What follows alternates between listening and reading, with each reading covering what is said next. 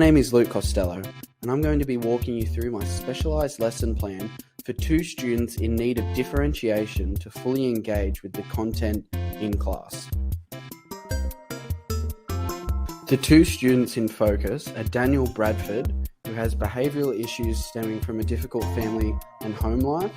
He has low literacy skills, though a strong interest in history. The other student is Kate Anderson. She has astigmatism in both eyes. She is interested in the subject of English and reading and has high literacy skills. To support these students, I've reworked the lesson plan to have more differentiated activities within it.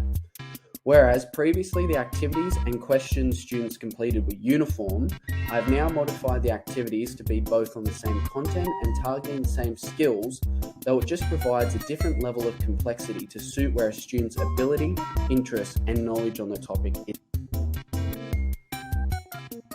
There is a plethora of academic literature that supports the use of differentiated activities and questions within a classroom setting. Haleman's et al. States that differentiation allows students to work at different levels has a significant impact on their learning. On the screen is an example of how activities and questions have been differentiated. Some come in the form of fast finisher activities that are there for any student who completes the primary activity quickly and may need another form of content engagement. These are simple inclusions such as a short YouTube video and a question asking the student to identify the key points made. The primary form of differentiation comes in the adjusted and extension activities and questions.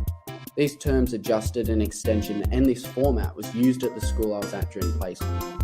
These activities allow students to engage with the same content at different levels of complexity depending where they're at.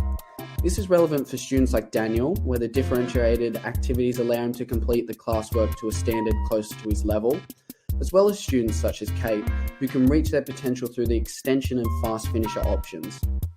As each student in the class is different, the benefits of presenting activities in this manner extends to all students.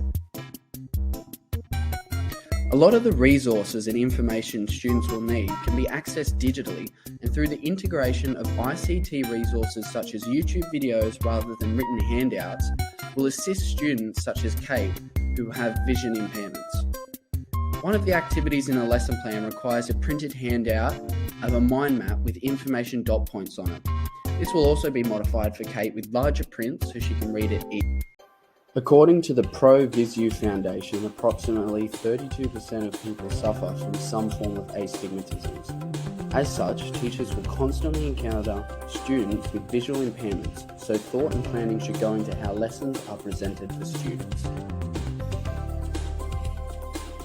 The final change was the alteration of an activity to have a greater focus on creative writing, providing the opportunity for the students to have a break from writing analytical responses.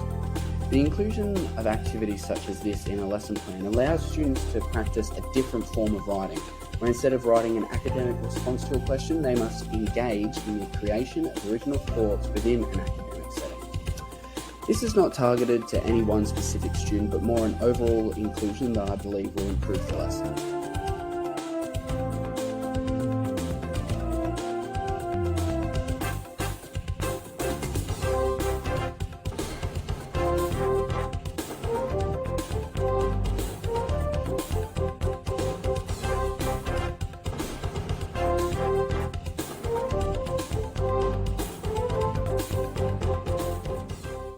Created using Powtoon.